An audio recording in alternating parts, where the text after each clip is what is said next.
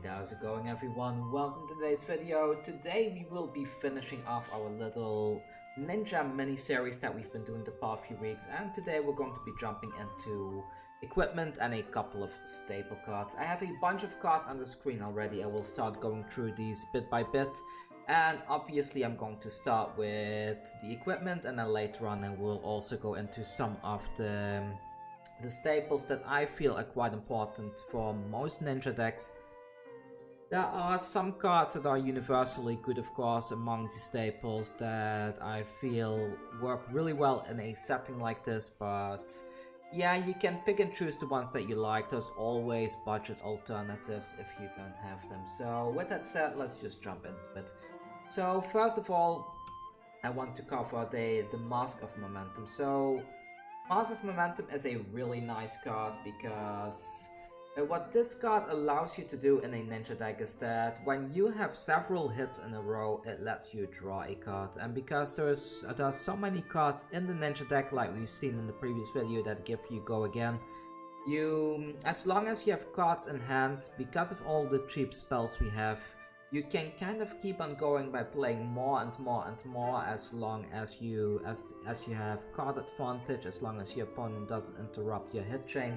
But what a card like Mask of Momentum as a legendary does is that it puts a constant threat on your opponent. And what I mean with that is that what this card does is, like, when an attack action card you control, so keep in mind this is not your weapons, this is purely your attack action, is to turn a higher chain link in a row to hit, so you get to draw a card.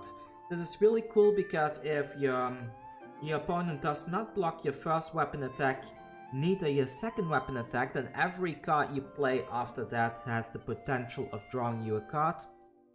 This puts them in a position that they kind of need to keep on defending against that, which is kind of a big disadvantage for them. And yeah, it's just a very, very important legendary for the ninja class to have. I have to say, I didn't play many games yet, but in Blitz, this one is a little bit less important, because in Blitz people seem to defend much more than they would in a constructed game. So in Blitz this card is a little bit less strong, but in constructed, because people do want to push out as much damage as possible, do want to preserve the hand as much as possible, a card like this tends to get you a draw rather quickly, rather often, I have to say. So I think Mask of Momentum is definitely one of those staples you want to add to your collection if you want to play ninja.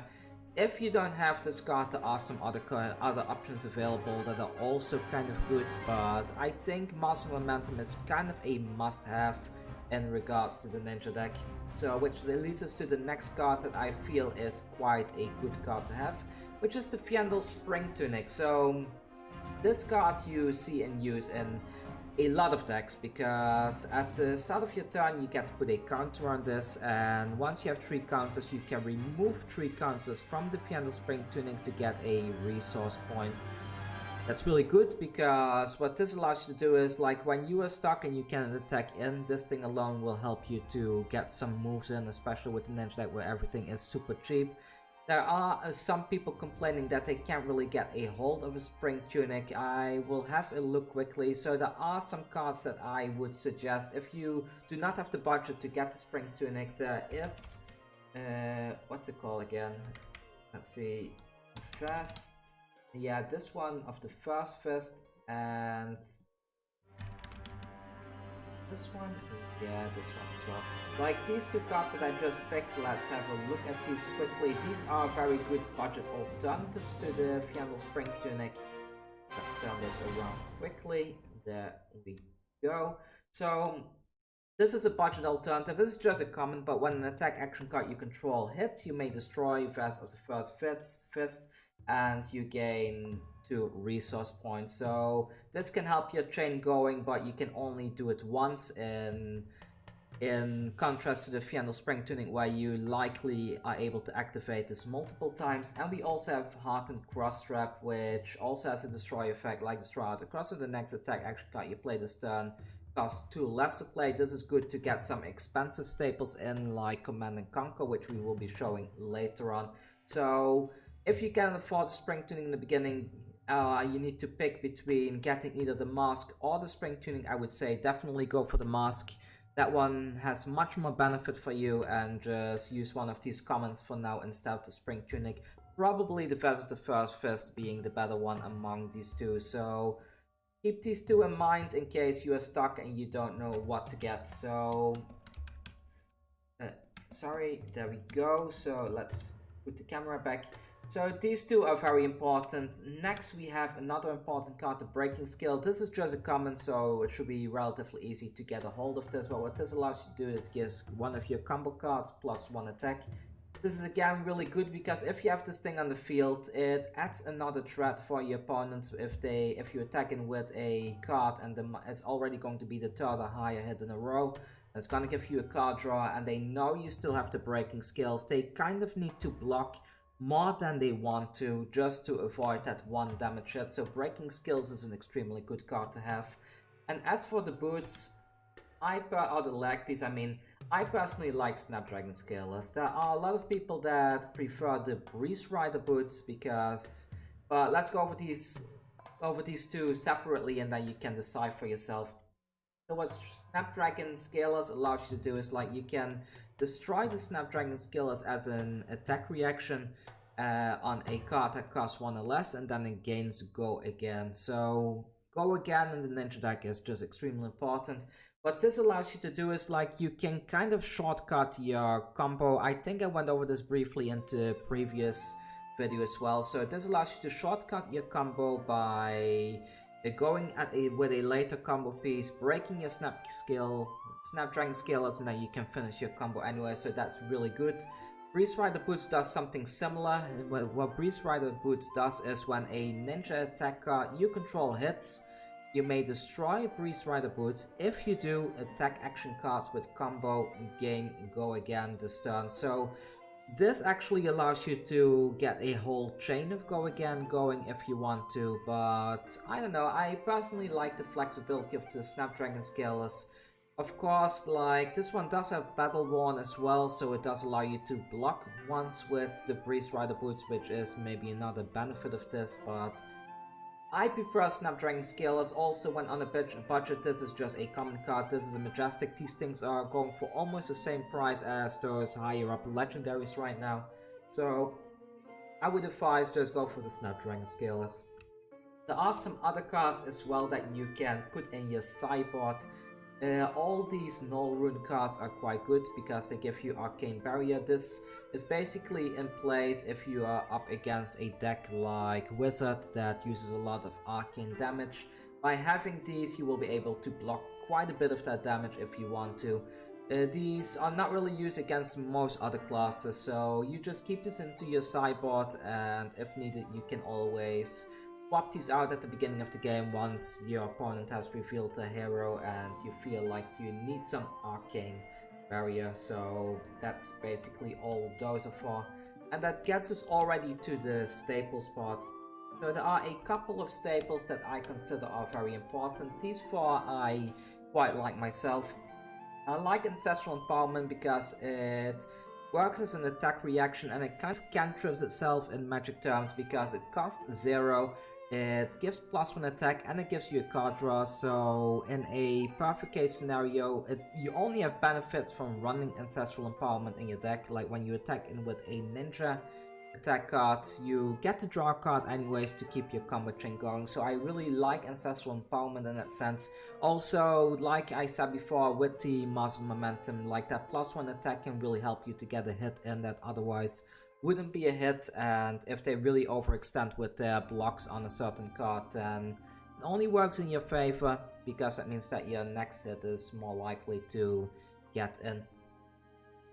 Next is Art of War. I'm still a little bit undecided about this card. I have been running it in my deck a bit and I have been playtesting with it a bit. What this card allows you to do is you get to choose 2 attack action cards you control gain +1 attack or +1 defense this turn. That can be very useful if you need to defend against your opponent's stuff, or if you're attacking and you need to get your stuff to attack in. The next attack action card you play this turn gains Go Again. Again, really good because you want to keep your chain going. It's also a combo shortcut in a way, like the So by just playing this and then playing one of your later combo pieces so you can finish your whole combo easily. The third option is until end of turn you may defend with attack action card from Arsenal. That's also really good, but usually you only have one card in Arsenal anyway, so meh, it's half-half. I mean, in a pinch it's good to select the first and the third option and then you can block with everything, but it's not super important, I would say. The fourth one, however, can be quite useful because this allows you to banish an attack action card from your hand and you get to draw 2 cards. So that's great for kind of going through your deck quickly to try and find the right pieces. If you use this in combination with the second choice, then you usually will be able to find some nice pieces and keep your stuff going as well. Enlighten Strike is just overall very good card. Like, you have 3 options. You can either draw a card, give it +2 attack power, or you can have it gain go again. Because it's a 0 cost card, it also goes quite well together with that Snapdragon Scalers over here, which allows you to gain go again on something that costs 1 or less. So in a best case scenario, you could also just play this and then make it go in for 7 damage, which is an absolute ton for your opponent to block. You could even attack in with your Kodachis first, and maybe if those 2 hits came in and then you play your Enlighten Strike, then you will be also able to get a card draw with that massive momentum, which is really good. And you can give it go again with the Snapdragon Scales or one of your attack reactions like your Art of War, for example, that can give this thing go again as well. So very good card. I really like it. I really like the flexibility it offers. I am not a huge fan that you need to put one of your cards at the bottom of your deck because, well, you are missing out on a card, but thanks to the card draw, usually it can cantrip anyway, so it kind of becomes a free cast in a way, a free 5 damage cast. And lastly, we have Command and Conquer. I stopped playing this in my ninja deck personally because the 2 cost is quite steep in a ninja deck, because you kind of want to get long chains going, and a Command and Conquer makes it a little bit difficult to get a long chain going, especially when this thing doesn't have go again. But having the ability to just put a 6 attack power thing down, defense reaction can be played, and likely you're getting rid of something in the arsenal can be quite strong as well. So it's a consideration. As for myself, I'm right now running Ancestral Empowerment, Art of War, and Enlighten Strike. I might swap out the Art of War in favor of the Command and Conquer, but I have not really made a decision yet. I need to test my deck much more before I can make that choice. Next, we have a couple more staples. These are quite cheap ones. They are common and rares. London Run especially, really good card. You kind of want to put this into your arsenal first, and then if you do, you play it from your arsenal. Your next attack action card gains +3 damage, and you get to draw a card this turn if you happen to hit with an attack action card, which allows you to go wide rather quickly. Generally speaking, you want to put this one into your arsenal, refill your hand, and then go for a very big turn the turn after that.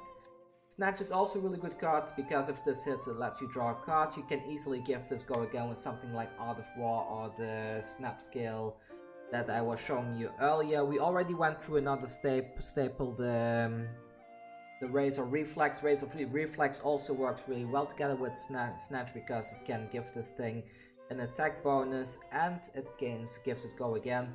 Since we make very long chains, Salt to Wounds becomes very useful in a ninja deck as well, because it gains +1 attack for each attack that has hit this combat chain. Usually you can get a few hits in and this becomes a very cheap 0 cost 5 damage card in most cases. And Flick Flag as our defense card, because Flick Flag because most of our combo cards have very low defense, but thanks to Flick Flag you can make the combo cards work rather well. So I think Flick Flag is another card that you should definitely put in your deck, at the very least in your sideboard, to kind of have ready against warrior matchups and stuff like that. So yeah, I think with that we've covered most of the staples and the equipment cards. If you go through all the combo pieces from the previous video and you kind of combine it with the stuff that we went through in this video, I think these are all the cards that you kind of need to build a good deck. There are some other cards as well that I quite like. Let's see if I can find them in this Searcher. Let's see what's going on. There we go. So another card I quite like is Scar for a Scar. Let's plug that one onto the screen right now. What else do I like? I like the Sing Belows as a defense reaction. The Razer Reflex from previous video, I will show it again just to have a small overlook of it. And Springboard Somersault is also a good card. Yeah, I think that's pretty much it. So let's go over these quickly and plunk these things down here. Go. There we go. So these are another few cards that I quite like Scar for Scar. If you have less life than your opponent, which is very likely if you're up against something like a warrior matchup, then this thing gains go again, so it becomes a 0 cost, 4 damage card that goes in. You can go again, very useful. Springboard Somersault, if you put this thing in your arsenal, it's like a 4 defense, and you can use it as a defense reaction, which is also always very good.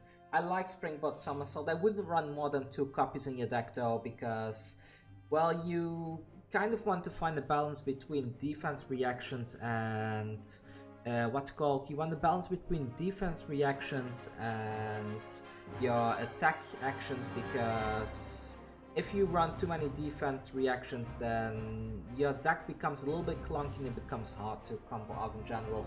Think Below is a generically good defense reaction as well. It's also a 4 defense, similar to what the Springboard Somersault would be.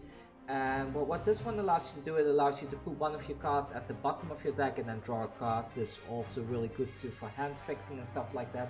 So I quite like Sing Below more than the Springboard Somersault, but if you're already running 3 copies of this, you can always run 2 more of these. The Razer Reflex, a very good card that allows you to give stuff go again. You can also give one of your Kodachis +3 attack if needed. If you need to finish your opponent, you can kind of use it like a surprise attack at the very last second, that you suddenly Razer Reflex and finish off the game like that. And what else do we have? I think Reinforce the Line is another very decent card to have. If we can find it, Reinforce the Line, here we go, and Unmovable is also quite good. Now let's flip these 2 around and zoom into that. There we go. So these 2 are the last cards that I want to cover. Unmovable is a 3-cost card, so you do need to pitch one of your blue cards if you want to play this thing, but it has 7 defense. This can block almost anything in the game, and especially if you play it from Arsenal against +1 defense on top of that. So Unmovable is an incredible card against warrior decks. Keep this into your sideboard for those warrior matchups, because this can really save your game if you play it at the right time. And then we have Reinforce the Line itself, like target defending attack action card, gains +4. This is very similar to what the Flick Flag would do for you, except the Flick Flag offers you 4 up front and then 2 extra afterwards.